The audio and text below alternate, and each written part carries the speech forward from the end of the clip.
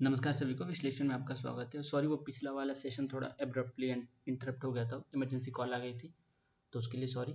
वही वाला सेशन हम कंटिन्यू करते हैं। हमारा क्वेश्चन 52 तक हो चुका था टेस्ट नंबर 2 का। 53 क्वेश्चन हम करने जा रहे हैं। ये नया वीडियो तो मैं फिर से रिपीट कर देता हूँ। इस वीडियो का पीडीएफ आपको ग्रुप में मिल जाएगा, ग्रुप का लिंक आपको डिस्क्रिप्शन में मिल जाएगा। स्पीड धीरे लगे तो आप स्पीड बढ़ा के देख सकते हैं। तो क्वेश्चन पे आते हैं सीधे हम। Consider the following statement about legislative council. The legislative council of a state participates in election of the president of India and representative of the state in Rajya Sabha.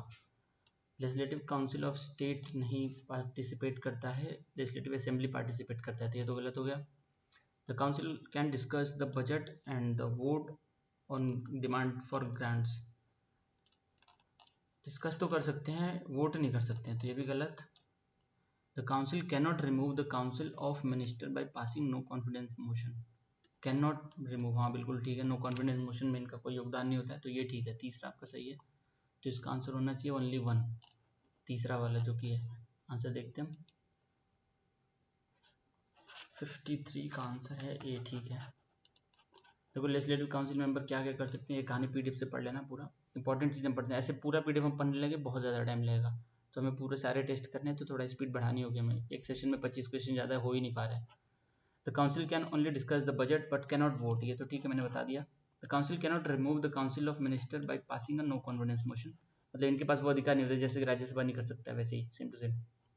The council does not participate in the election of the president of India and representative of the state of in Rajya Sabha. ये participate नहीं करते हैं election of president में, लेकिन जो assembly वाले members होते हैं वो पार्टिसिपेट करते हैं। ठीक है, अगले प्रश्न पे चलते हैं। Consider the following statement regarding the advocate general of the state. Advocate general of state से संबंधित क्वेश्चन है। He is appointed by the President of India upon the recommendation of the governor of the concerned state. देखो, ये appoint होते हैं जो advocate general होते हैं गवर्नर द्वारा, तो अपॉइंटेड बाय प्रेसिडेंट तो गलत हो गया। रिकमेंडेशन ऑफ स्टेट सरकार पे, मतलब तो ये गलत हो गया। He must have held a judicial office for 5 years और been advocate of a high court for 10 years। 5 years वाला जुडिशरी से रिलेटेड कुछ नहीं होता है, ठीक है, तो ये तो ऐसे ही गलत हो गया, अभी 10 years होना चाहिए। ही holds office during the pleasure of the governor. क्या पूछा, एडवोकेट जनरल पूछा है ना, तो प्लेजर ऑफ द गवर्नर ये ठीक है, एडवोकेट जनरल का है तो। His term of office is not fixed by the constitution, ये भी ठीक है। कॉन्स्टिट्यूशन में कोई टर्म फिक्स नहीं होता है इनका, तो इसका आंसर 3 और 4 हो जाएगा, ओनली 2 हो जाएगा इसका आंसर। एक्सप्लेनेशन पढ़ते हैं। The advocate general is appointed by the governor, ठीक है। He must be a person who is qualified to be appointed a जज of a high court, but high court जज का क्वालिफिकेशन होना चाहिए। लेकिन आगे बढ़ते हैं। He must be a citizen of India, must have held judicial office for 10 years, जो कि वहाँ पे 5 years दिया था, ये गलत हो गया। Further the constitution does not contain the procedure and grounds for his removal, कोई रिमूवल का प्रोसीजर और ग्राउंड नहीं दे रखा है, ठीक है, ये भी सही था हमारा। अगले प्रश्न पे चलते हैं हम। Question number 55, next CAR 19। देखो, ये करंट अफेयर का क्वेश्चन है, ये काफ़ी न्यूज़ में था। Therapy is sometime mention in news with reference to which of the following disease. ये कैंसर का था, मैं बता देता हूँ। ये जो कैंसर का ट्रीटमेंट पहले बहुत ही महंगा होता था, जो कि बाहर से भी कभी कभी कराना पड़ता था। अभी उसका इंडिजीनियस भारत में डेवलप हो गया, उसी का नाम है नेक्स्ट कार 19। और इसका उद्घाटन करने माननीय राष्ट्रपति महोदया गई थी। महाराष्ट्र में कहीं पे हुआ था, पुणे या नासिक में कहीं पे हुआ था। एक्सप्लेनेशन देखने, इसका आंसर कैंसर ही होगा। 55 का बी, इम्यूनो एसिटी। ये देखो बॉम्बे, ये सब कहानी पढ़ लेना। मेन चीज़ क्या है, जो ब्लड, इसमें क्या करेंगे ना, टी सेल हमारी बॉडी नेचुरली प्रोड्यूस करती है, लेकिन वो उतना इम्यूनिटी उसमें नहीं होता है कि वो लड़ पाए कैंसर सेल से। तो इस सेल को निकाल के मॉडिफाई करके कुछ उसमें कुछ इम्प्रूवमेंट करके वापस से शरीर में डाल देंगे, और वो वाला जो होगा टी सेल आपका लड़ेगा उससे, कैंसर सेल से। यही है इसकी कहानी। बाकी अलग से टी सेल और नेक्स्ट कार 19 का वीडियो देख लेना, यूट्यूब पे बहुत सारे मिल जाएंगे। मेन फिलोसफी है ये। अगले प्रश्न पे चलते हैं। कैंसर इसका answer. The corruption perception index is release by which of the following organization. FATF तो नहीं करता, FATF तो टेररिज्म और ये वाले सब चीज़ों में इन्वॉल्व रहता है, मतलब इसके खिलाफ वॉच डॉग है। पेरिस में इसका हेडक्वार्टर। इकोनॉमिक इंटेलिजेंस यूनिट ये भी नहीं करता है। ट्रांसपेरेंसी इंटरनेशनल, बिल्कुल यही ठीक है, ये जर्मनी में इसका हेडक्वार्टर है, यही करता है। कि दुनिया भर में कौन से देश में कितना भ्रष्टाचार है, किसकी रैंकिंग क्या है। OECD तो इकोनॉमिक ये जो विकसित देश है उनका एक समूह है, इसमें शायद 38 की 40 के आसपास देश हैं, तो ये भी नहीं करता है ये। और ये जो इकोनॉमिक इंटेलिजेंस यूनिट है इसका ही है वो जो न्यूज़पेपर आता है ना, द इकोनॉमिक टाइम्स, इनका ही है शायद वो। तो इसका आंसर सी होना चाहिए, ट्रांसपेरेंसी इंटरनेशनल। एक ये वाला और वो जो वो नहीं आता एक जो पासपोर्ट इंडेक्स जारी करता है, ये दोनों काफ़ी न्यूज़ में रहता है हमेशा, करप्शन वाला और ये वाला। आंसर देखते हैं इसका 56 का सी, ठीक है। Perception corruption perception index CPI release करता है ट्रांसपेरेंसी इंटरनेशनल 1995 से अब तक करते आ रही है। 2003 में भारत का रैंकिंग कहाँ था, कितना है, 93, 180 देशों में, और इनका टोटल स्कोर 39 था।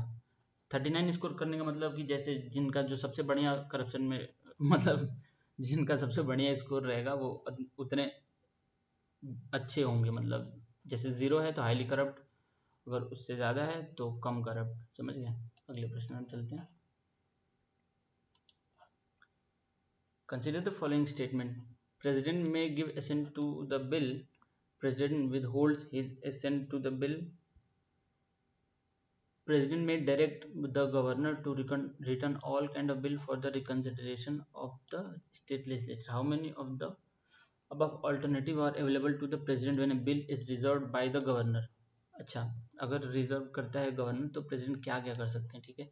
प्रेसिडेंट असेंट दे सकते हैं, ठीक है। President withhold assent to the bill, ये भी ठीक है। President may direct governor to return all kinds of the bill, ये थोड़ा ट्रिकी है। रिटर्न ऑल काइंड नहीं कर सकती, तो कल भी हमने एक क्वेश्चन में देखा था कि जैसे अगर गवर्नर मनी बिल रिजर्व करता है तो प्रेसिडेंट के पास आएगा वो, तो प्रेसिडेंट सीधे अगर उसको एक्सेप्ट करता है तो सीधे एक्ट बनेगा, बीच में गवर्नर का कोई ज़रूरत ही नहीं है। तो और क्या पूछा इसमें, प्रेसिडेंट, तो इसका तो ये तो गलत लग रहा है मुझे, ये दोनों तो सही है, तो इसका आंसर 2 होना चाहिए, ओनली 2। देखते हैं एक्सप्लेनेशन कौन सा गलत है। आंसर इसका B है, ठीक है, ओनली 2। अब ये हमने कल भी देखा था, किसी क्वेश्चन में था, वो मनी बिल वाले क्वेश्चन में था। तो कोई क्या क्या ऑप्शन होता है राष्ट्रपति के पास आर्टिकल 201 के तहत, गवर्नर जब रिकमेंडेशन दे तब, या तो एसेंट दे दे, एसेंट दे दे, या फिर एसेंट होल्ड कर ले, या फिर डायरेक्ट करे होल्ड करने को, may direct the governor to return the bill if it is not a money bill for the reconsideration of the state legislature.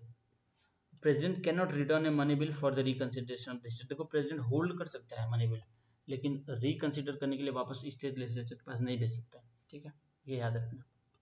This means the state legislature can not override the veto power of the president, जबकि ये centre में money bill तो ऐसा होता ही नहीं है, लेकिन वहाँ पे तो पास करना ही पड़ता है, ठीक है। अगले प्रश्न में चलते हैं।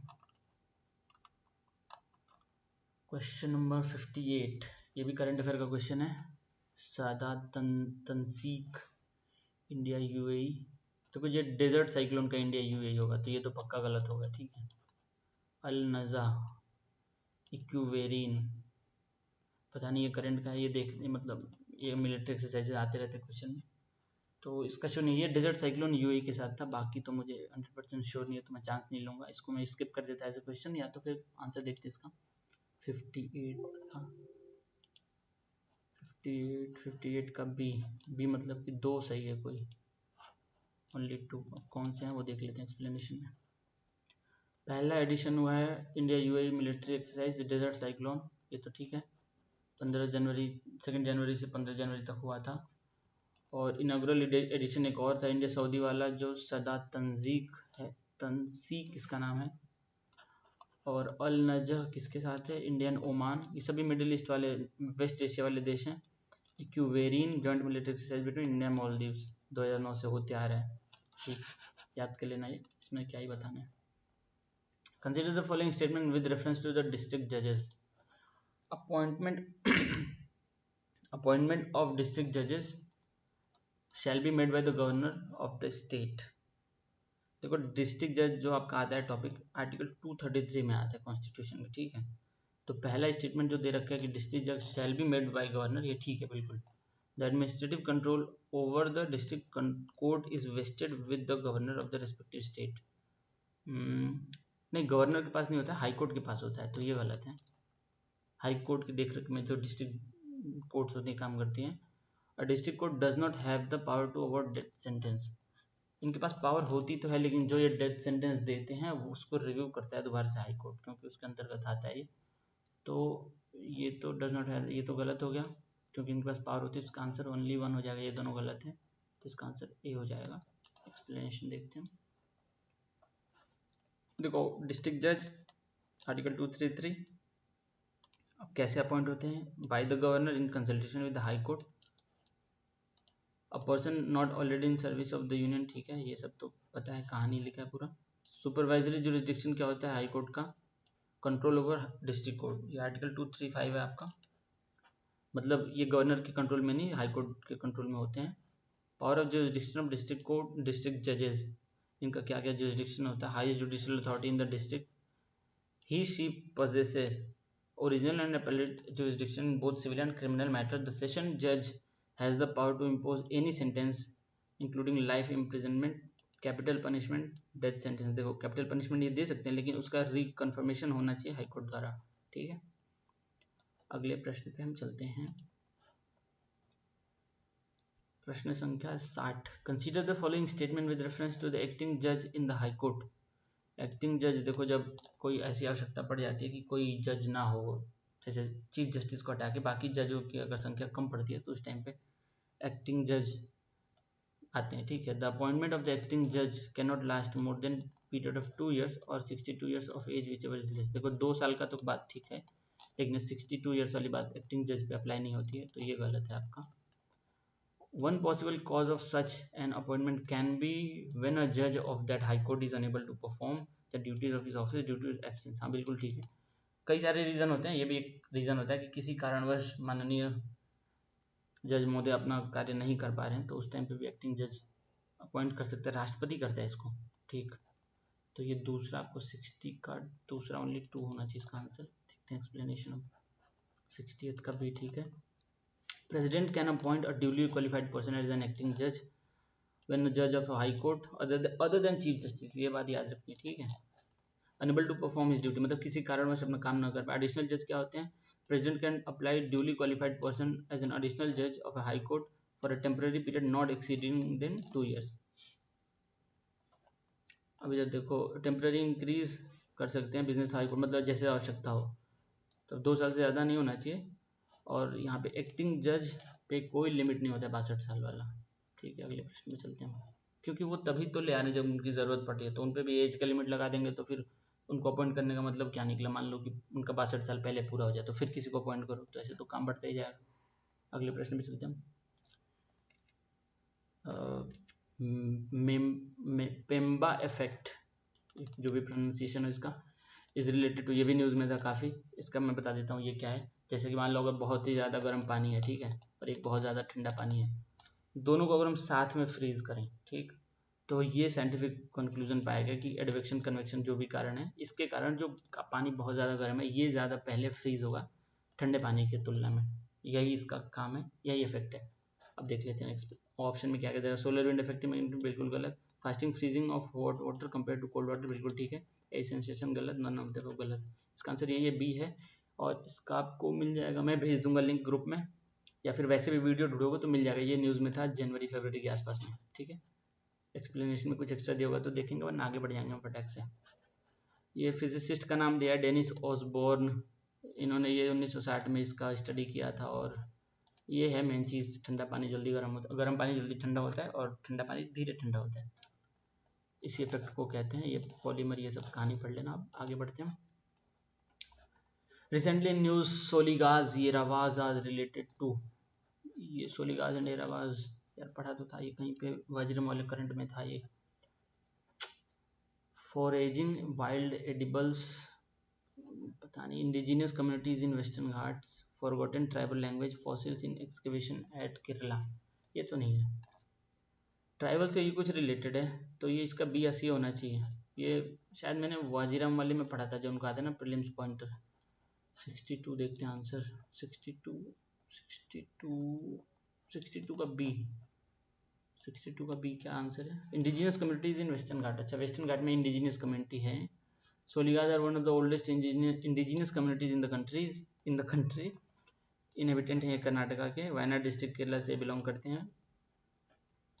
ये रावाज रिसेंट बुक है अच्छा ये किस लिए न्यूज़ में था, ये देखो इन पे कोई बुक लिखा गया है जिसमें इनकी डाइट्स क्या खाते हैं कैसे खाते हैं ये सब दिया हुआ है, तो इसलिए न्यूज़ में था। ठीक है, अगले प्रश्न में चलते हैं। ये वाला क्वेश्चन हमारा नहीं हुआ है तो इसको हम गोला बना देंगे। Consider the following statement with reference to the President's power to seek opinion or advice under the Article 143 of the Indian Constitution। मतलब कौन से स्थिति में लेते हैं ये एडवाइस राष्ट्रपति महोदय। The President can seek opinion or advice either from the Supreme Court or from a specific High Court। देखो सुप्रीम कोर्ट के पास एडवाइजरी जुरिस्डिक्शन होती है तो सुप्रीम कोर्ट तो करता ही करता है, लेकिन हाई कोर्ट भी कर सकता है अगर मतलब ऐसा तो कोई कहीं लिखा नहीं कि हाई कोर्ट करेगा नहीं, लेकिन हाई कोर्ट के पास एडवाइजरी जुरिस्डिक्शन नहीं होता। ये कैटेगोरिकली हमें पता है, जो कुछ कुछ डिस्टिंक्शन दे रखे हैं ना, तो ये एडवाइस अगर मांग रहे हैं तो एडवाइजरी जुरिस्डिक्शन ही होगा, तो केवल सुप्रीम कोर्ट ही एडवाइजरी जुरिस्डिक्शन कर सकता है। तो ये बात ठीक है, क्योंकि हाई कोर्ट के पास एडवाइजरी जुरिस्डिक्शन नहीं है तो इसलिए गलत हो जाएगा। आर्टिकल 143 के हिसाब से none of the such opinion और advice rendered is binding on in nature. बिल्कुल ठीक है, सुप्रीम कोर्ट तो एक केस होता है जैसे कि मान लो सुप्रीम कोर्ट अगर पब्लिक इंपॉर्टेंस के मैटर पे राष्ट्रपति उनसे पूछें कि ये कोई एडवाइस दो तो सुप्रीम कोर्ट तो मना भी कर सकता है, लेकिन अगर कोई ऐसा ट्रीटी वगैरह है जो इंटरनेशनल कोई रेटिफिकेशन है मतलब प्री कॉन्स्टिट्यूशनल ट्रीटी वगैरह है तो उस पर सुप्रीम कोर्ट बाध्य है अपना ओपिनियन देने के लिए, लेकिन राष्ट्रपति बाध्य नहीं है लेने के लिए ओपिनियन। मतलब राष्ट्रपति दोनों सिचुएशन में बाध्य बाइंडिंग नहीं होता है, तो ये सही है बिल्कुल। तो इसका आंसर 2 होना चाहिए सिर्फ। एक्सप्लेनेशन देखते हैं 63 का बी ठीक है, एडवाइजरी जुरिस्डिक्शन सुप्रीम कोर्ट का 143 आर्टिकल में है। ठीक है, केवल सुप्रीम कोर्ट ही कर सकता है, ऐसा लिखा है क्या इसमें? 2 मैटर्स में सुप्रीम कोर्ट करता है एडवाइजरी जुरिस्डिक्शन, लेकिन एडवाइजरी जुरिस्डिक्शन हाई कोर्ट के पास नहीं होता, इतना तो पक्का है। देखो अगर कोई लॉ ऑफ पब्लिक इंपॉर्टेंस है तो उस टाइम पे भी राष्ट्रपति इनसे सुझाव मांग सकते हैं, या कोई dispute as a pre constitutional treaty मैंने बताया। लेकिन इस वाले केस में मेन बात यह है कि सुप्रीम कोर्ट मना कर सकता है कि नहीं हमें नहीं बता अपने मतलब हमें नहीं मतलब है और लेकिन इसमें नहीं मना कर सकता है सुप्रीम। देखो इसमें आगे दिया होगा, यहाँ पे दिया भी है, सुप्रीम कोर्ट में टेंडर और refuse to tender its opinion to the president in the first case मतलब ये वाला, लेकिन सेकेंड केस में इनके पास ऑप्शन नहीं होता है, देना ही पड़ेगा, must tender its opinion, but president is not bound not binding on the president. ठीक है, और कुछ दिया एक्स्ट्रा इसमें, देखो यहाँ पे भी दिया है high courts do not have such an advisory jurisdiction, high court के पास होता है एडवाइजरी जुरिस्डिक्शन। अगले प्रश्न में चलते हैं, question number 64। Consider the following statement with reference to the pressure groups in India. देखो प्रेशर ग्रुप आपके लक्ष्मीकांत बुक में अलग से चैप्टर ही है। Pressure group attempt to influence the government policies, बिल्कुल ठीक है इनको आंदोलन जीवी भी कह सकते हैं आप। Unlike political parties, pressure groups do not aim to directly control or share political power। बिल्कुल ठीक है, ये भी दोनों सही, क्योंकि ये हस्तक्षेप तो करते रहते हैं, ये करो वो करो, लेकिन इनको मतलब इनका एम पता नहीं होता। मतलब वैसे तो ये दिखाते हैं कि हमें पॉलिटिकल पावर शेयर नहीं करते, लेकिन मौका मिल जाए तो पॉलिटिकल पार्टी भी बना लेते हैं, फिर वो पार्टी चलने भी लगती है। तो ऐसा ही होता है, कई सारी पार्टियां निकली आंदोलन से, तो अब वो प्रोटेस्ट ग्रुप होता है, प्रेशर ग्रुप है, वैसे ये बात ध्यान रखनी है जो मैं बता रहा हूँ। तो इसका आंसर ए और बी दोनों हो जाएगा, ईजी है। The term originated in United States, ऐसे टर्म वहीं से आते हैं। Pressure groups are organization that attempt to influence the government policies. इनके पास इलिजिटिमेट मेथड्स भी कभी कभार यूज़ करते हैं, तब इन पे डंडे भी पड़ते हैं, स्ट्राइक्स, वायलेंट एक्टिविटीज़, करप्शन वगैरह। और ये प्रेशर ग्रुप आपका शेयर पॉलिटिकल पावर नहीं शेयर करना चाहते हैं, मतलब मिल जाए तो करेंगे क्यों नहीं, वैसे इनका डेफिनेशन ऐसा है कि पॉलिटिकल पावर नहीं शेयर करते हैं। ठीक है, आगे बढ़ते हैं। तो प्रेशर ग्रुप और जो प्रोटेस्ट ग्रुप अलग अलग होते हैं। जैसे प्रेशर ग्रुप हो गया, जैसे कोई प्रोफेशनल्स का भी प्रेशर ग्रुप होता है, जैसे सरकार से कोई पॉलिसी बनवानी है तो उसके लिए प्रोफेशनल्स ने, जैसे किसान संघ ने बना लिया अपना एक ग्रुप, तो वो सरकार को पुश करते रहेंगे कि ये पॉलिसी चाहिए हमें। तो पहले पहले तो ये आराम से भी बातें करते हैं, मतलब कभी कभार आंदोलन भी हो जाता है। जैसे कि आपका एसोचैम भी सर प्रेशर ग्रुप नहीं है, वो तो प्रोफेशनल का है। मतलब ऐसे ग्रुप्स जो पॉलिसी फॉर्मुलेशन के लिए सरकार को इनपुट भी दें, दबाव भी बनाए, ऐसे को प्रेशर ग्रुप कह सकते हैं।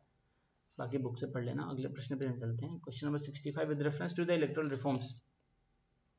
इलेक्टोरल रिफॉर्म्स के बारे में पूछा है। द पर्सन इन जेल और police custody ceases to be an elector, therefore they can not contest election.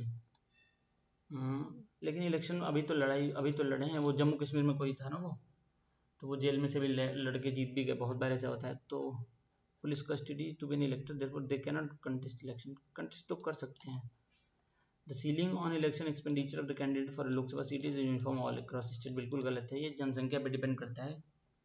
तो जैसे उत्तर प्रदेश में पर लोकसभा सीट एक्सपेंडिचर ज़्यादा है छोटे राज्यों, जहाँ छोटे राज्य इन सेंस पॉपुलेशन के हिसाब से, तो वहाँ पे कम होता है। तो ये गलत है आपका, पहला इसका आंसर होना चाहिए जहाँ तक मुझे लगता है। पर्सन इन जेल और police custody ceases to be an elector, अच्छा नहीं, देखो इसको ध्यान से पढ़ जाए, ये कंटेस्ट इलेक्शन तो करते हैं, लेकिन इसमें पूछा क्या है कि अगर पुलिस कस्टडी में कोई है तो वो इलेक्टर नहीं होता है, ऐसा तो नहीं होता है।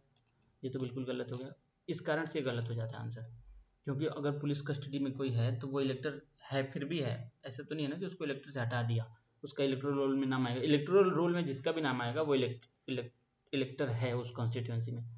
तो ये इस कारण से कंटेस्ट इलेक्शन नहीं कर सकते, तो ये बात गलत है, क्योंकि बहुत लोग करते भी हैं। तो इसका एक्सप्लेनेशन पढ़ते हैं, इसका आंसर डी होना चाहिए, आंसर इसका डी है, ठीक है। Electoral reforms change and improvement मतलब क्या क्या होना चाहिए, वीवीपैट भी आपका इलेक्ट्रल रिफॉर्म्स का ही प्रोसेस में था, कल हमने वीवीपैट किया था, एक क्वेश्चन किसी टेस्ट में था, इसमें या पिछले वाले में। 2013 में सुप्रीम कोर्ट ने क्या कहा था कि जो चार्ज शीटेड मेंबर्स ऑफ पार्लियामेंट या फिर एमएलएज हैं वो डिस्क्वालीफाई हो जाएंगे मेंबरशिप से, और वो 3 महीने के अंदर अपील कर सकते हैं, ठीक है।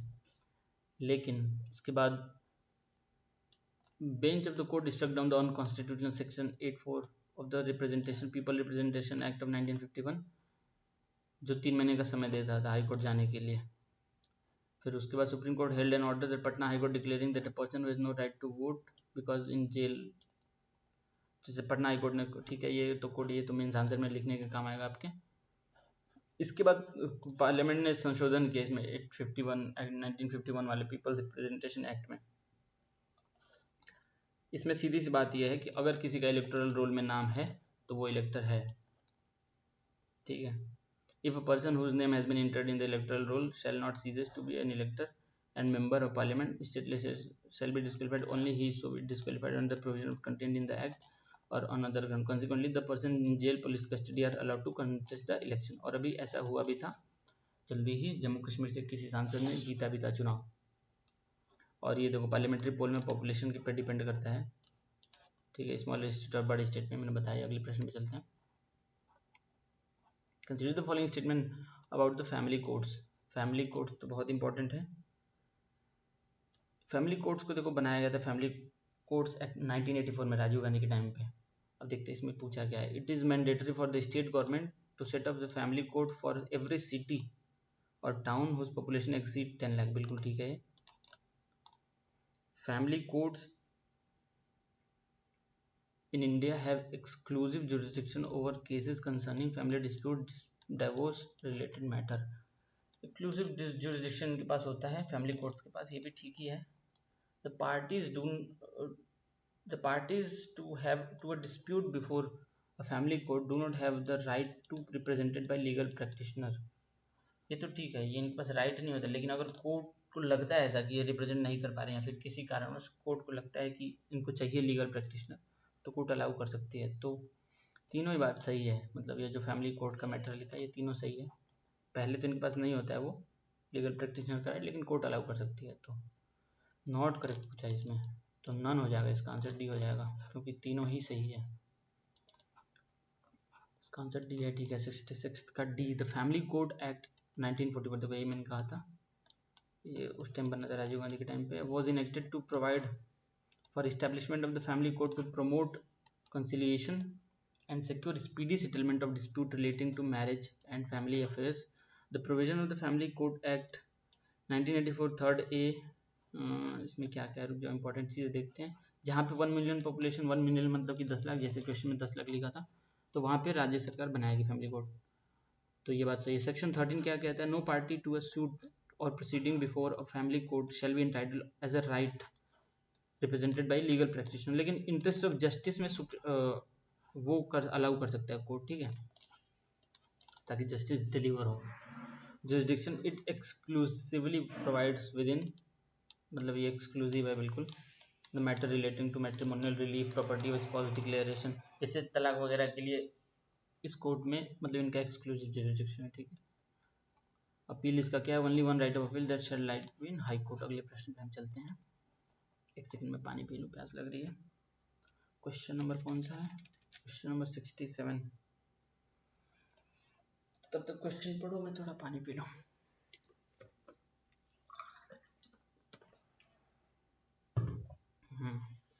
Consider the following statement regarding the anti defection law in India. Anti defection law दल बदल कानून है, या इसके लिए 10th शेड्यूल अलग से जोड़ा गया था 52nd अमेंडमेंट से। अब पढ़ते हैं आगे क्या दिया है। The law applies to the elected member of the parliament and legislative assemblies. Elected members पे नहीं, नॉमिनेटेड वालों पे भी होता है। जैसे कि नॉमिनेटेड मेंबर है कोई, अगर 6 महीने बाद कोई पार्टी ज्वाइन करता है तो उसके पे भी एंटी डिफेक्शन लॉ अप्लाई होगा, तो ये गलत है।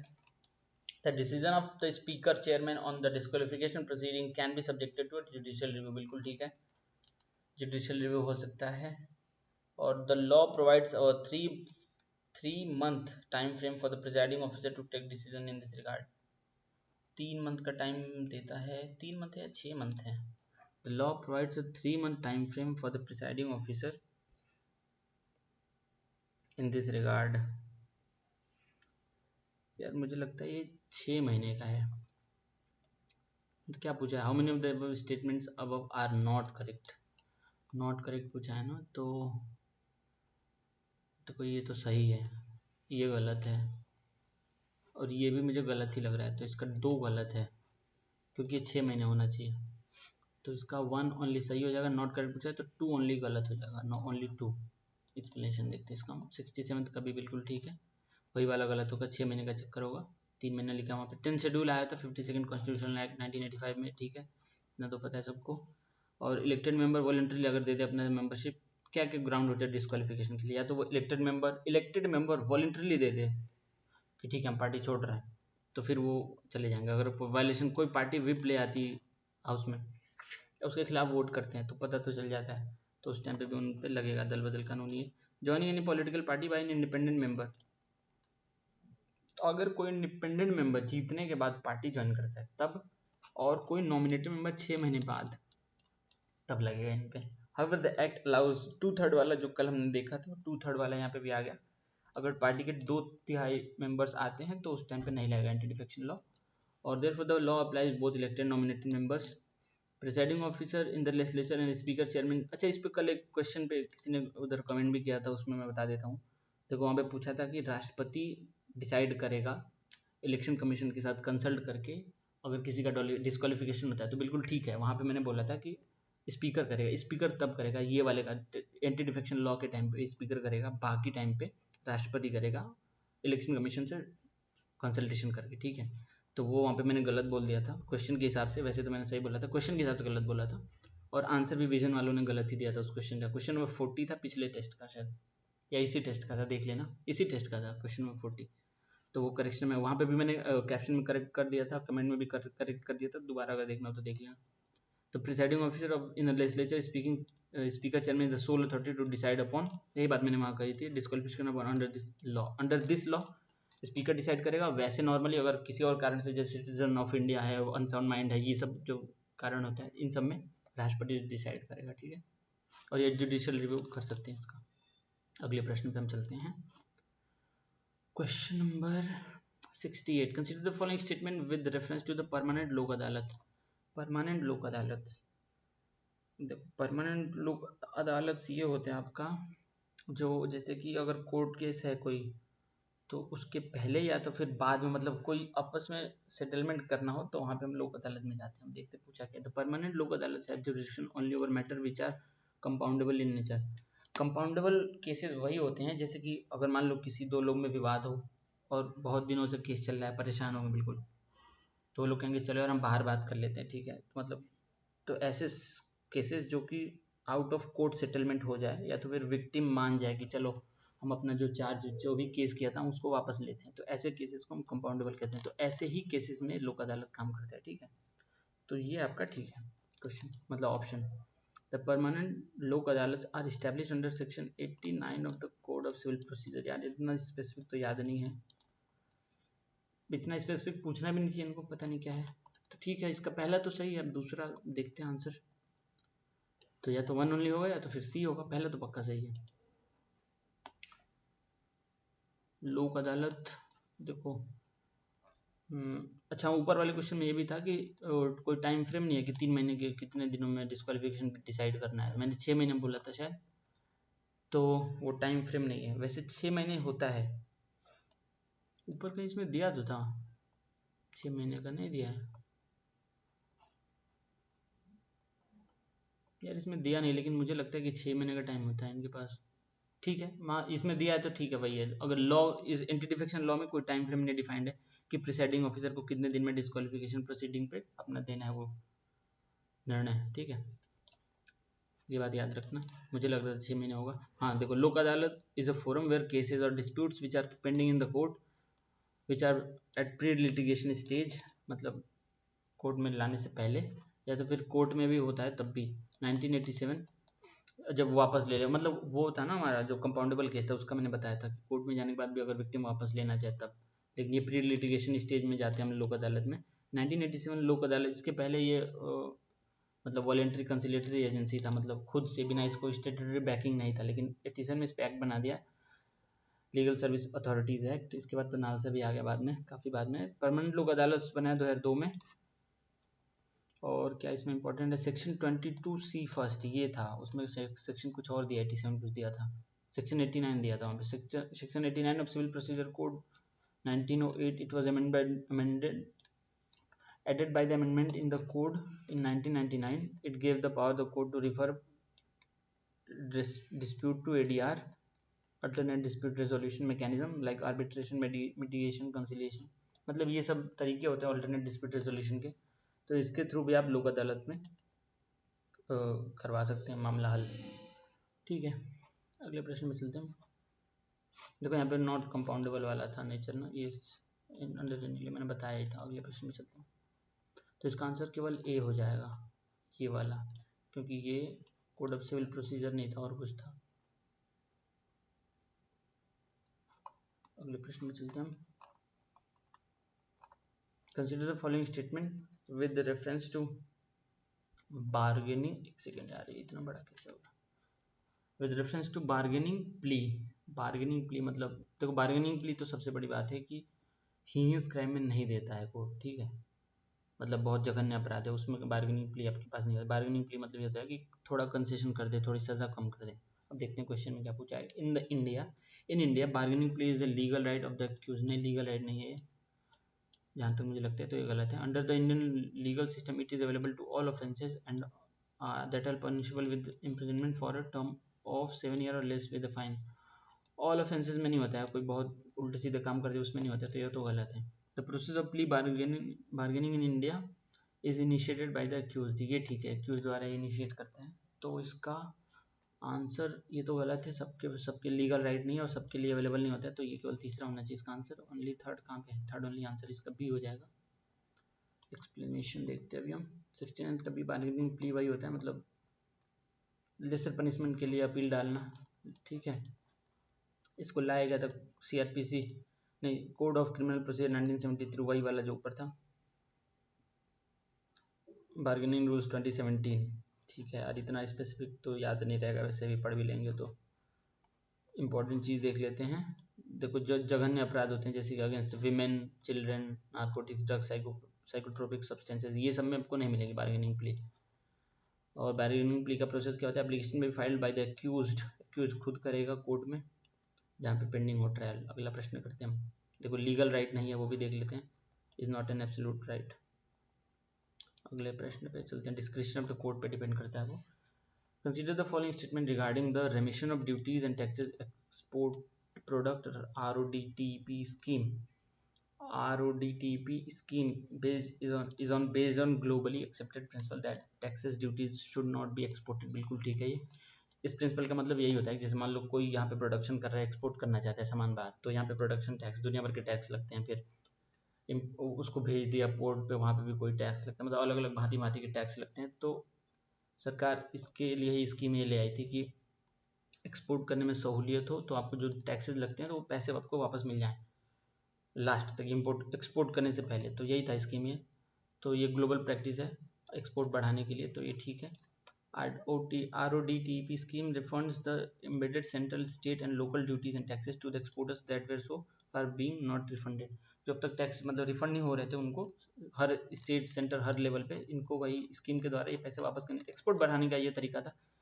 ये कोरोना के बाद लाया है सरकार, ठीक है, तो ये भी सही है एक्सपोर्ट बूस्ट करने के लिए। The duty scrips are non transferable, बिल्कुल ठीक है, ये जिसके लिए है मतलब उसी को मिलेगा, ट्रांसफर नहीं कर सकते आप। Duty scribes can be use for the payment of only basic custom duty, नहीं बेसिक कस्टम ड्यूटी नहीं है, जैसे आप एंटी डंपिंग ड्यूटी और भी जितने इस टाइप के ड्यूटीज़ होते हैं आप सब में दे सकते हैं। इम्पोर्ट ड्यूटी पे के लिए भी दे सकते हैं, बेसिक कस्टम ड्यूटी के लिए भी दे सकते हैं, एडिशनल भी दे सकते हैं, एंटी डंपिंग ड्यूटी मतलब बाकी सब, जीएसटी वगैरह नहीं दे सकते, इससे जो पैसे आपको मिलेंगे ये इसमें आप जीएसटी का वो माइनस नहीं करा सकते। तो can be use for only basic custom duty, ये गलत है, एंटी डंपिंग ड्यूटी के लिए भी दे सकते हैं। तो इसका फोर्थ गलत हो जाता है, इसका 1 2 3 सही हो जाता है। तो आंसर देखते हैं इसका आंसर ऐसे, यार ये वाले ऑप्शन बेकार है, इसका आंसर सी होना चाहिए, ओनली 3, फोर्थ वाला तो गलत है। और भी चीज़ों के लिए दे सकते हैं। ये बहुत लंबी चौड़ी कहानी लिखी है यहाँ पे, डेट देख लो, या जनवरी 2021, काफ़ी पुराना है ये, मतलब कि उसके कोरोना के बाद का ही है। एक्सपोर्ट बढ़ाना था, जो सप्लाई चेन एकदम बिल्कुल ब्रेकेज हो गया, तो उसके बाद सरकार ने बहुत सारे कदम उठाए थे, वो आत्मनिर्भर भारत भी उसी टाइम आया था, और मतलब ऐसे कई सारी चीज़ें आई थी। जिसके पहले ये चल रहा था ये स्कीम, इसको हटा के ये ले आए थे। अब देखो इसमें इंपॉर्टेंट क्या है, RODTP based on globally accepted principal that taxes and duty should not be exported, ये इंपॉर्टेंट है। और इसमें सारे टैक्सेस को रिफंड करा देते हैं, मतलब जो पहले लिया है। The fund will be issued in the form of transferable electronic scrips, this duties credit will be maintained and tracked through an electronic ledger, ठीक है। अगले प्रश्न में चलते हैं, question number 71। The IDATE Commission, which was recently in news, is related to preparation of state-wise list of caste belonging to denotified nomadic tribes। पता नहीं भाई, इसके विषय में कोई ज़्यादा मुझे पता नहीं है, तो चांस नहीं लेंगे, इसको छोड़ देंगे हम। इसका सीधे आंसर ही देखते हैं। IDATE Commission was established in 2014 under the leadership of Bikoji Ramaji IDATE। ये मराठी नाम लग रहा है मुझे, IDATE जो भी पढ़ते हैं इसको, प्रोनाउंसिएशन के लिए sorry. To compile a state-wide catalog of denotified nomadic and semi-nomadic tribes, मतलब उनका डेटा कंपाइल करने के लिए बनाया था ये कमीशन, जो नोमेडिक या सेमी नोमेडिक या डिनोटिफाइड ट्राइब्स हैं, ठीक है। तो आगे बढ़ते हैं, यही था आपका आंसर, यही है। The Indian government recently signed an agreement to acquire 5 lithium brine blocks for exploration and development in Argentina. In this context, consider the following statement about lithium, ठीक है। It is the lightest metal in the periodic table and popularly known as white gold, बिल्कुल 100% सही है। देखो आपका hydrogen से शुरू होता है ना पीरियोडिक टेबल, हाइड्रोजन, हीलियम, फिर लिथियम, तो तीसरा लिथियम होता है, तो लाइटेस्ट मेटल तो है ही, और इसको व्हाइट गोल्ड कहते हैं, ठीक है। जो बैटरी गाड़ियाँ चलती हैं, फिर सभी बैटरी में लगता है sorry. Argentina, Peru, Chile are the part of the lithium triangle where more than 50% of the lithium deposits are concentrated. Argentina तो है, चिले भी है, पेरू नहीं है, बोलीविया होगा, इसको ABC कहते हैं, ABC of lithium, ABC। Argentina, Bolivia और चिले, ये जैसे साउथ अमेरिका है ना हमारे, ऐसे करके, तो यहाँ पे तो आपका चिले हो जाता है, और इधर हो गया अर्जेंटीना, इधर हो गया कहीं पेरू, यहाँ पे बोलीविया। बोलीविया में दुनिया का सबसे बड़ा सॉल्ट फ्लैट भी है, मतलब जैसा हमारे यहाँ रन ऑफ कच्छ में है ना, मैप उधर देखना यूट्यूब पे बहुत बढ़िया वीडियो मिल जाएगा, एकदम शीशे जैसे चमकता है। यहाँ पे आपका ब्राज़ील, सूरीनाम, इक्वाडोर तो इधर पे है, ट्रिनिडाद टोबैगो, ठीक है, यहाँ पे सब कुछ है। तो ये वाला जो ट्रायंगल है ना, बोलीविया, चिले और अर्जेंटीना, ये जो तीनों देश हैं, ये आपका कहते हैं लिथियम ट्रायंगल। जो लिथियम वाला यहाँ पे सबसे ज़्यादा मिलता है, 50% दुनिया का, लेकिन दुनिया के एक किसी देश में सबसे ज़्यादा रिजर्व जो है वो ऑस्ट्रेलिया में है, ठीक है। ऐसे देखें तो ये आपका गलत है, ये पेरू नहीं होगा, बोलीविया होगा। No deposits of lithium have been so far discovered in India, बिल्कुल गलत है। अभी तो रियासी वहाँ पे मिला था, जम्मू कश्मीर में, इतना बड़ा, दुनिया का चौथा या पांचवा था सबसे बड़ा, और फिर अभी राजस्थान में भी मिला था, कर्नाटक में भी मिला था, तो ये तो गलत है। तो इसका आंसर हो जाएगा 1 ओनली, ठीक है, ये हो जाएगा इसका आंसर। ये भी करंट से पूछा है।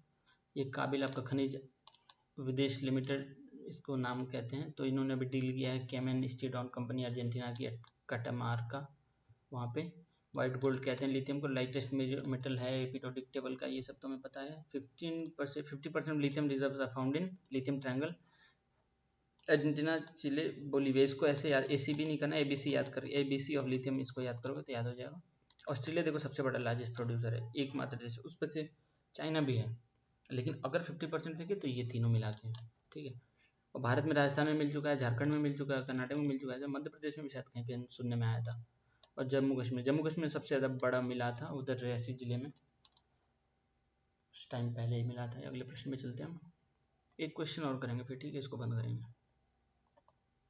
Representation of people act 1951 provides for which of the following.